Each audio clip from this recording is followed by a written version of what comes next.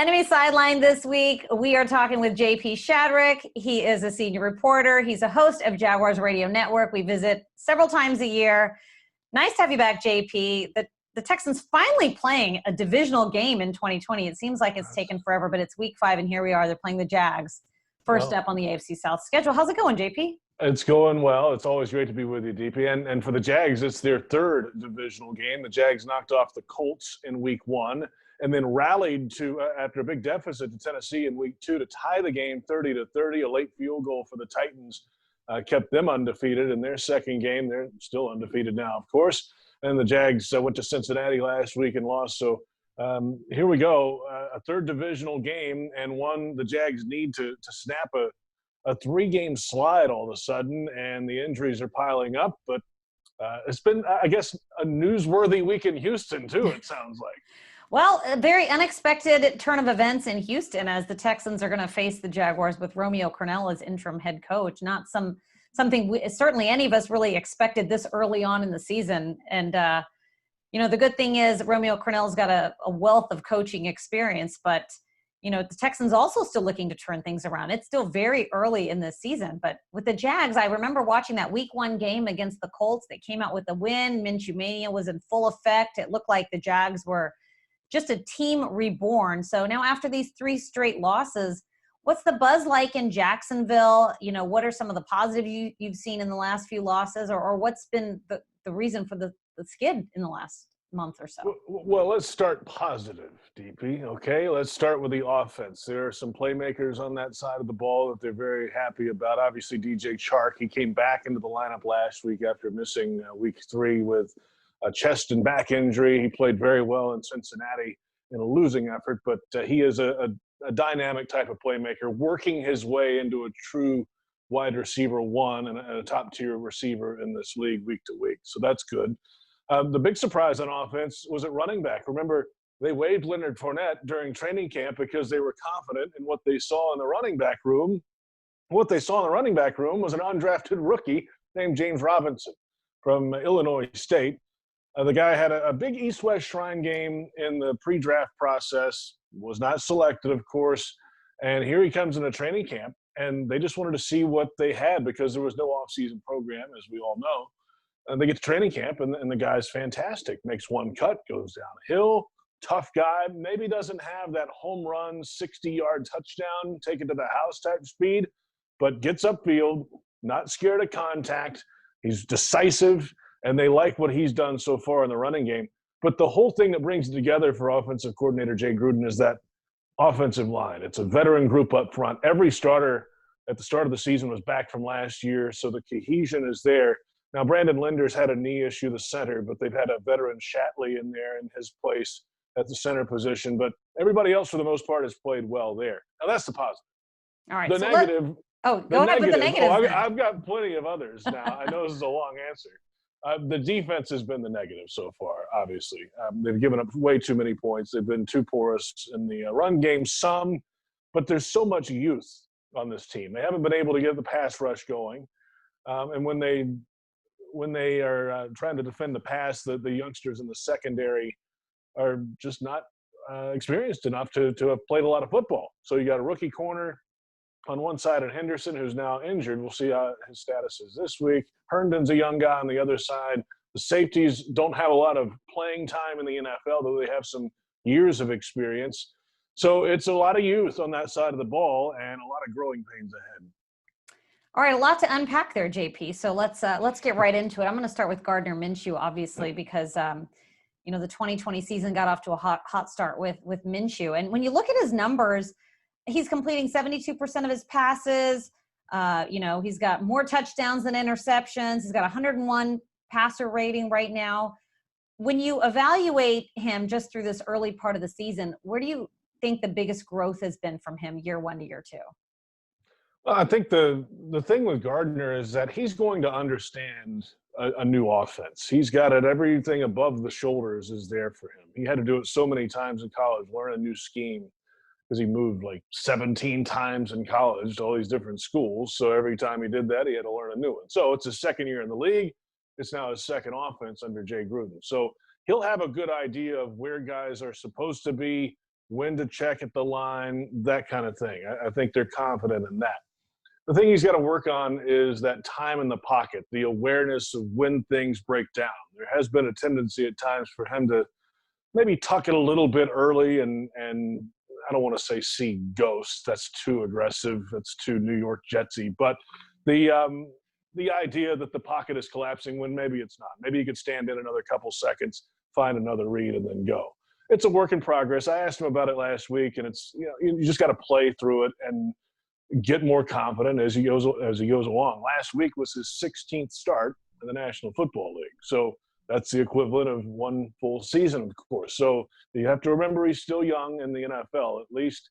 And that's one thing he's working on. Also, the driving the ball down the field is something that I think he's going to have to continue to build upon as his career continues. Because he'll tell you, he doesn't have the strongest arm in the NFL to be able to fire it through a tight window. But you have to be able to make those other throws, and he's done that so far. So he's managing it pretty well. He's got playmakers to deal the cards to outside, and Shenault and Chark and the running back to lean on. So far, so good for Gardner. I think it's very early, though, to figure out, though, if he's the answer for the long term around here. That's what the rest of the season is about. All right. Well, I have an interesting next-gen stat for you. Next-gen stat presented by AWS. So Minshew's completion above expected rate is 6%. That's basically that he's playing better than what the numbers had projected him at playing. So that ranks 5th in the NFL behind Russell Wilson, Derek Carr, Aaron Rodgers, and Joe Burrow. Now, how does that factor into the fact that you've got Jay Gruden as offensive coordinator? He seems to be getting more out of Minshew than what the numbers were predicting he would get. But how much has what he's able to do changed now with Gruden in charge?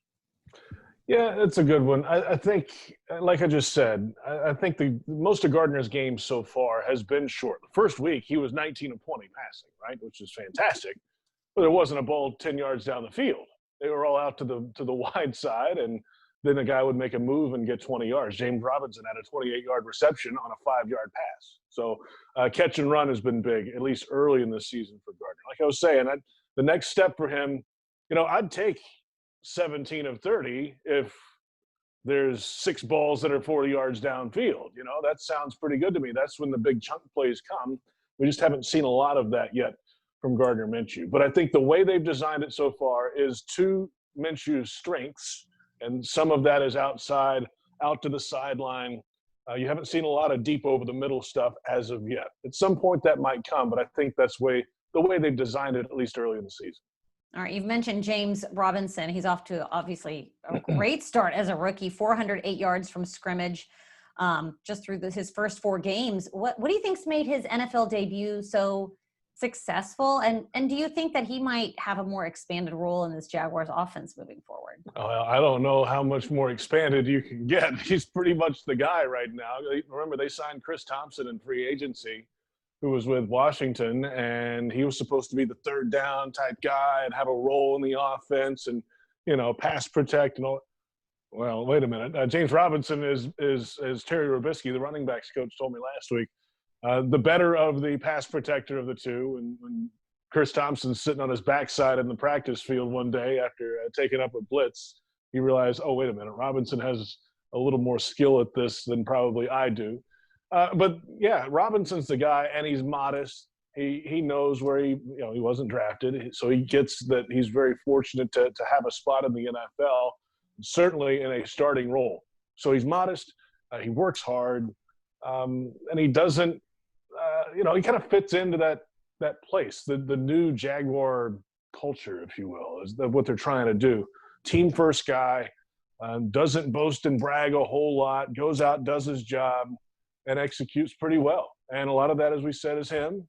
A lot of that's that offensive line that they've come in and blocked very well for James Robinson so far. So it's the best start for an undrafted rookie and running back, certainly, really in league history. If you want to compare a few others, it has not happened like this in terms of yardage. So James is off to a great start. Well, the wide receiver group for the Jaguars went through quite an overhaul this offseason. I know you and I chatted about that a few months ago. DJ Chark is back. He's obviously leading that group in touchdowns. And when you look at Chark and his chemistry with Minshew, how has that gotten better since last year? And what does he do so well that just separates him from the rest of those wide receivers?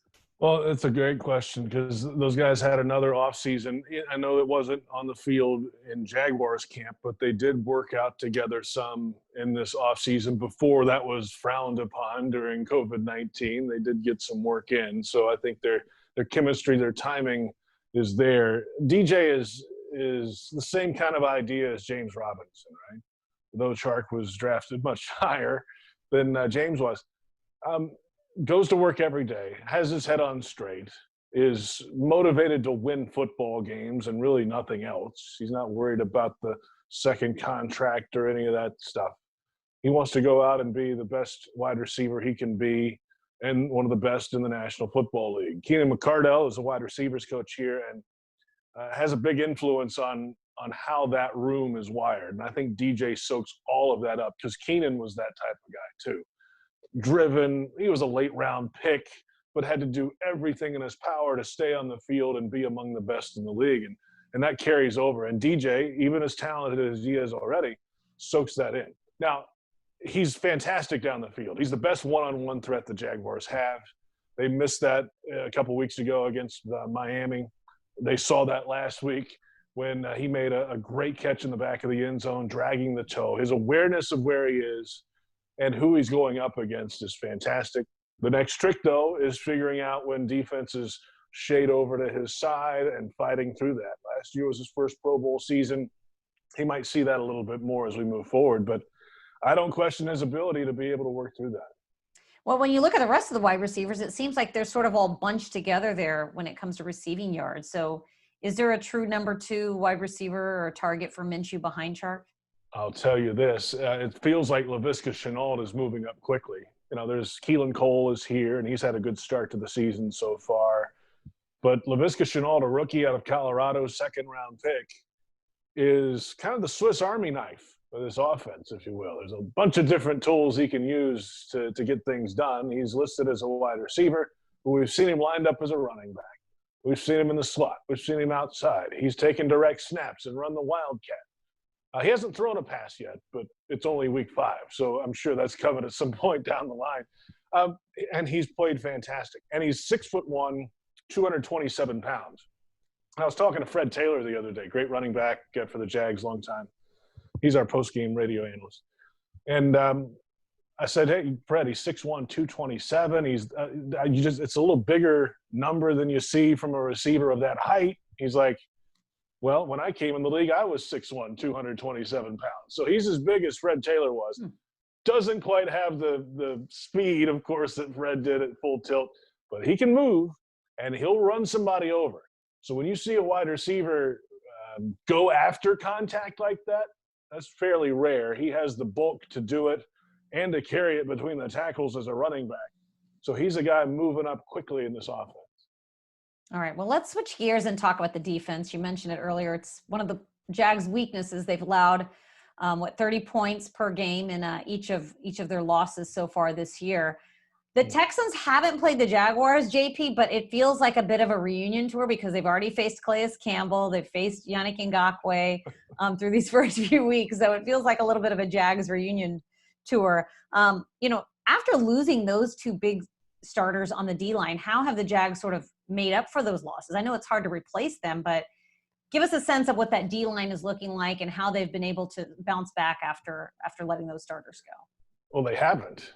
That's the answer. They haven't played well up front this year. Now, remember, they had in free agency signed Rodney Gunter, who was with Arizona for a long time, but he had a heart condition pop up and right at the start of training camp and had to retire from football. He's out.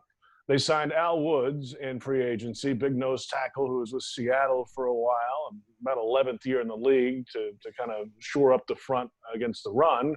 Well, he opted out during the COVID-19 opt-out period. So those 2 top free agents that you signed for this season were just not available this year. So they had to go to the next wave. They signed Timmy Jernigan during training camp, a couple of weeks into camp, and he just wasn't playing well early in the season, so they waived him. And, of course, he latched on, I think, the next day with the Denver Broncos, I believe. believe. So they've had some, at least in the interior, a lot of change. Guys that they expected to be around weren't here. And with that becomes the guys that are here and guys they can find off the street to come help. They've had a couple young guys come in that maybe had a week's worth of time with the Jags that are playing now on the interior. But that doesn't help Josh Allen on the outside. Caleb Chason is the first-round pick from this year, the 20th overall selection. They'd love to get those guys on the field together to get some pass rush going. Taven Bryan's still here, too, in the interior. But it's hard to get them on the field together when they're not in favorable down and distance situations for pass rush. So that's been a little bit of an issue at times, too. I think overall, the Jags have done okay against the run, except for last week against Cincinnati. They held Derrick Henry pretty much in check. But like I said, that back end is tough. And if they bring extra guys to get pass rush, they leave that secondary susceptible to the passing game. Yeah, and a very young secondary at that. I know the Jags drafted quite a few cornerbacks this year with their picks. But when you look at the rookies, I mean, they've had a few games. Any standouts or surprises? You mentioned Clavon Chason, but any of the guys that have really stood out to you so far this early on? Yeah, Chason's been pretty good so far. They're just trying to get him on the field more, as we said. I think he had his most snaps in any game last week on the defensive line. And they're playing him as a true defensive end, by the way, hand on the ground. And we mentioned Chenault. He's been playing very well. C.J. Henderson, right, the 9th overall pick, the cornerback, is starting. And the first couple of weeks, he really showed up. His first game in the NFL, he had an interception, 5 or 6 tackles, played physical ball, came up in the run game and hit guys, and that was something that we didn't see a lot of out of him from Florida in his college career. So that was positive. Then he had a hiccup in that Thursday night game against Miami. Didn't touch a guy down, gave up a touchdown or two, and a couple. It just was not a great all-around night for him. And then he got hurt last week. So let's see how he bounces back from some adversity the last couple of weeks. So, but there is certainly talent there for him, I think, to be able to come out of that. Those are the big ones so far, at least in the rookie class. They had 12 draft picks, remember, Deepi, and there were 16 rookies on the roster to start the season. So there's a lot of youth to go around here and a lot of guys to choose from. Well, it's a very, very young Jaguars team, and it's been such a strange offseason. I can't let you go without asking you about what it's like not playing in London for the first time in forever. I saw recently a story with Shad Khan, the Jaguars team owner, and the contract to play in London is up after 2020. So any guesses as to what happens? Are the Jags going to start playing more home games in Jacksonville? Well, Mr. Khan actually spoke this week. They had an announcement about the parking lot outside TIAA Bank Field, and there's a long-time development in the works. The window for that first development has gone away. Now, the new window's open, so there will be legislation going through the city council to try to get this going. And Mr. Khan and Mark Lamping, our team president, were involved in a press conference the other day. But Mr. Khan was asked about London and that same scenario you asked about. He said, as of right now, as of we speak, this was on Tuesday when he spoke, or on Monday when he spoke, there is no deal in place for 2021 and beyond. And he pretty much left it at that. I would think, though, that the Jaguars will continue to play at least a game in London. I don't think that's going to go away, at least in the short term. Now, in the long term, if the development around the stadiums there continues to grow, there's added income coming from that, then maybe you can take a game away and bring it back to Jacksonville. So as of now, no deal in place. Wouldn't be shocked if there was down the line once they figure out what's going on in Lot J right outside the stadium. Well, that's such a fun trip. It was our first time in my last international trip. I'm sure it was. The Texans played great that day, 26-3. I'm sure you loved it. Who doesn't want to go back to Jacksonville? I mean, certainly we do, but only with that outcome, though. It was a long trip. JP, it's always a pleasure catching up with you. Fun to visit with you. We'll catch up later in the season, okay? Sounds great, DP. Always glad to be with you. Appreciate it. Thanks, JP.